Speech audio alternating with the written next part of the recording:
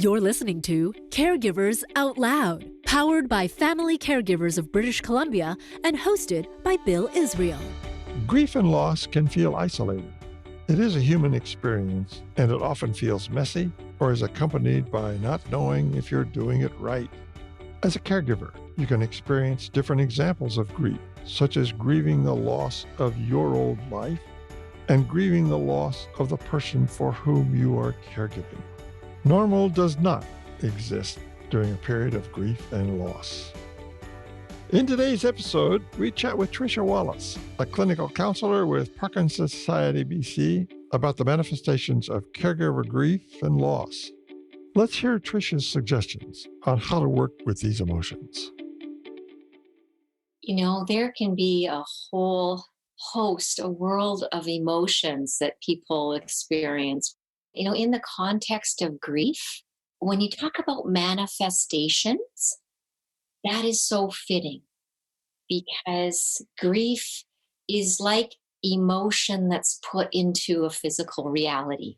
It can manifest, in the body, in the mind, in the heart. We hold it with us, don't we? Carry it with us. So it has a very physical presence, and it can include all different types of emotion, right? Grief isn't just about sadness. It can be about relief and fear and shame and anger, hope, love, all of these emotions. Yeah, and sometimes people get into this, what I call a catchment area of wanting to know what's normal here. If I come to you with these feelings I have and they're affecting how I behave and how I feel, going beyond normal, what kind of things do you see and the expectations that people come with you to say, am I doing this right? Or should I be feeling something else? We get a lot of messages from society, from people in our lives about what we're supposed to experience in grief. And that we can really take that to heart and then judge ourselves. Where am I supposed to be? People come to me and say, what am I supposed to be feeling right now? I'm crying. Is that normal? I'm not crying. What does that mean? There must be something wrong. Yeah. Or maybe even saying, I feel so relieved now. Exactly. And maybe feeling guilty about that. Yeah. Or it's maybe been too long for me to have this experience, or maybe it's been too short. Maybe there's an attraction to someone else, and should I be feeling an attraction to another person so soon? They shouldn't guide our lives, right? That's important to not let those should statements and ideas guide our decisions about ourselves, about who we are and what our lives can be. So that probably is rooted back in just the notion of there's a right way to do caregiving and there's a wrong way. And I want to make sure I didn't go down the wrong path, right? Absolutely. Yeah. That's kind of like the all or nothing thinking that can come along with the judgment. And there's just so many paths to take, in the grieving process. The best thing to do really is to pay attention to what's going on. What's going on in your body, what's going on in your mind, what's going on in your heart. And that's okay. It's okay to feel. It's okay not to feel. You can be relieved. You can be angry. And the heavy emotions of grief, the biggest thing to understand is that those heavy emotions sort of throw us off balance. But in that state of being off balance, it's not a right or wrong thing. It's a sign that we need reorientation. We need to find a way to get new directions. Sure. I'm assuming that would include just a feeling of numbness sometimes. People come and say, I don't feel anything. What's wrong with me? And numbness is one of those shoulds that we need to explore a little bit more deeply. We're going to expect a sense of numbness. That's normal, that's expected in grief. It can be like our bodies are overwhelmed. So it's like a breaker switch that can go off. Like, I'm done. I need a break right now. Sort of, it's our alarm system can do that in our bodies. So If that happens, though, if that numbness happens over a number of days, a number of weeks, that's one of the signs where we need to reach out, talk with someone about it, talk to your medical team about it. Yeah, good clue. And the other one that occurs to me is this terrible guilt in that moment when you are so stressed and so lost in the caregiving that you begin to think, when will this be over? Is this person going to die or is this forever? And the guilt from that, even that thought and that feeling, a certain shame, I guess, that comes with that. The difference between waiting for someone to die and willing someone to die, those are two very different things. It's something to consider in terms of what happens in our minds when the blame and the guilt starts to rise. And we know that the role of caregiving is all consuming. You feel responsible for the person, their well-being, everything about them. 24/7. 24/7. And so those expectations we kind of take in as being like we're superhuman, not like we're human. We've used the term remorse, either during the process that I'm not doing this well enough or I'm not doing it right, or after the death of the care recipient that I couldn't keep them alive. I didn't do enough in my caregiving role. So talk a little bit about that experience of remorse that people probably bring to you. Oh, yes, very much so. And it can often be quite a private experience that people are trying to find a place to talk about it. What I was talking about before, about that all or nothing, like life in review, we all of a sudden just have an all or nothing. We did something well or we did something bad. But when we actually start to tease it out and look at it, we realize that there were so many things going on. The failure comes from a sense of us believing that we have control over things that we actually don't have control over. And so part of the work is realizing that we're human, that we try and things work, some things fail, they don't work. And there's no playbook for the life experience. So we tend to look back on our past experiences in counseling and really look at the context and explore how to build some self-compassion. Yeah, because otherwise, all of your energy, spiritual, emotional, physical, is going into the care recipient. And suddenly we wake up one day and discover, wow, I'm not getting anything out of this. I'm just exhausting myself. So talk a little bit about beginning to take care of yourself in this process then, Tricia.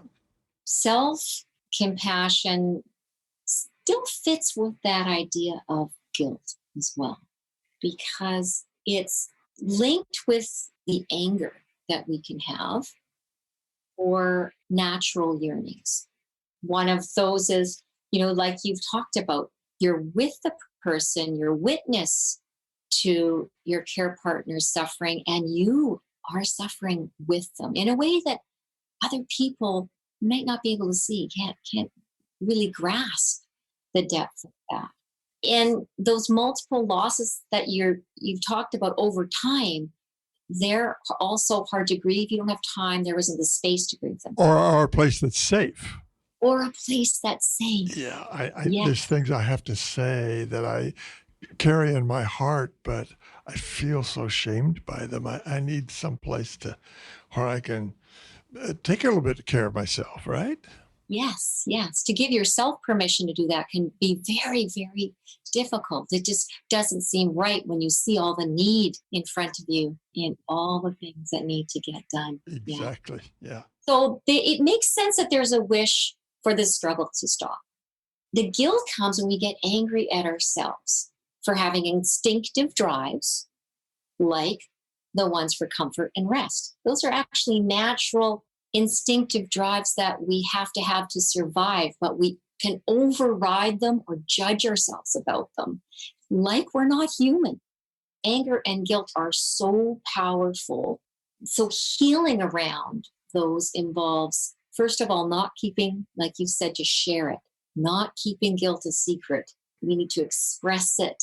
Then the judgment around it that we've been telling ourselves over and over again loses its power.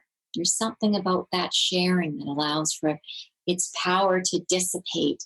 And then there's some more space to reconsider the validity of what we've been saying to ourselves and that self-blame. Is this really what was going on? When we look back and we think about the context. Yeah. Then perhaps a little bit of relief arises, that, oh, wait a minute, I was punishing myself unnecessarily.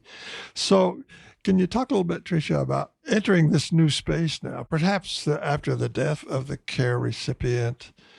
How does one begin to move on then? How does one accept a little bit of forgiveness, as it were, that I did the best I could? Yes. People who come to me talk about that. What is this supposed to look like?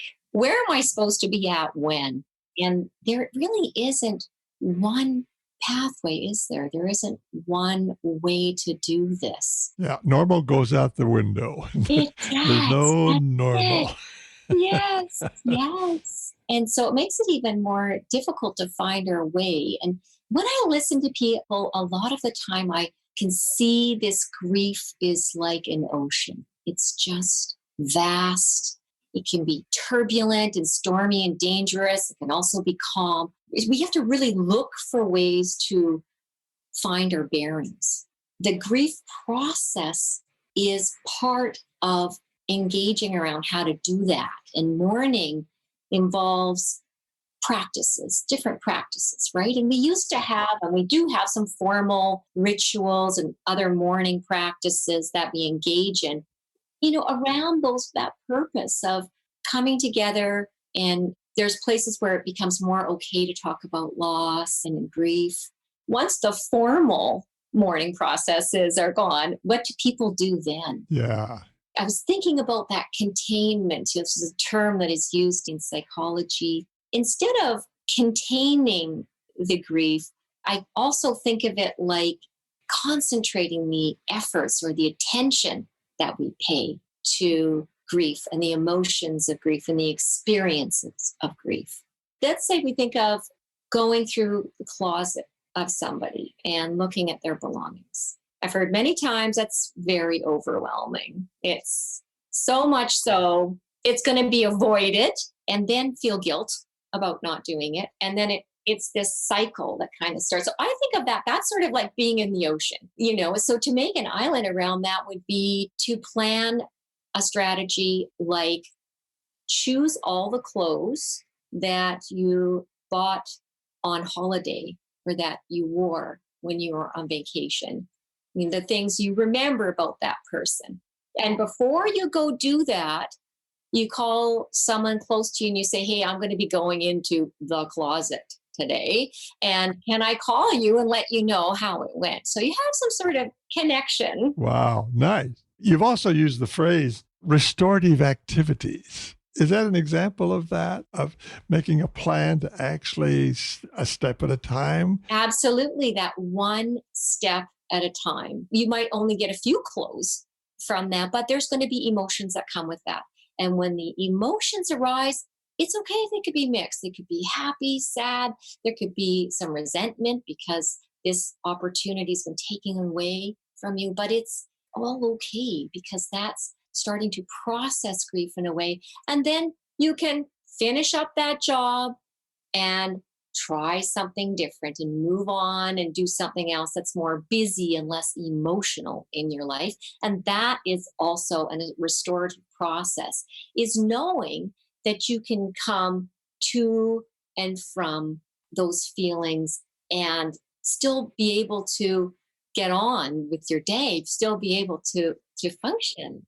And even in that illustration, you mentioned something that we have talked about before, of stepping into new relationships now, or redefining old relationships after this passing of the care recipient. Are there some other little steps about finding somebody else to spend time with or to even just talk with about their caregiving experience? A personal moving away from this experience into the next part of my life, really.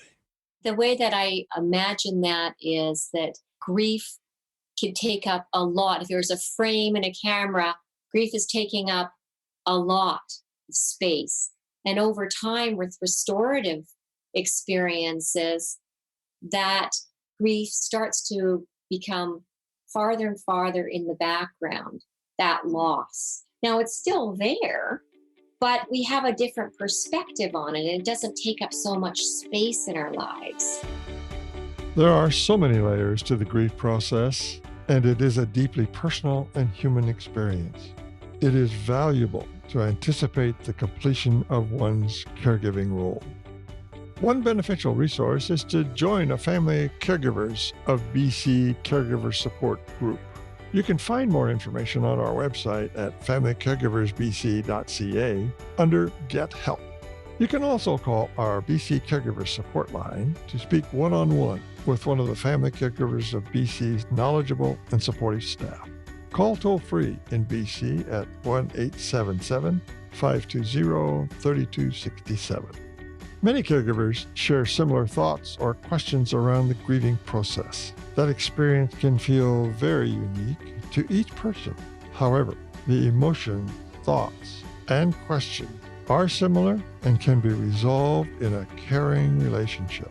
The way that we can cherish our unique path in getting through the loss of somebody. We're all could be in a different place. We can still connect with one another because there's dollars to donuts. There's going to be someone else who's being in a similar experience, who's being in a similar place, and it can feel very isolating and very alone.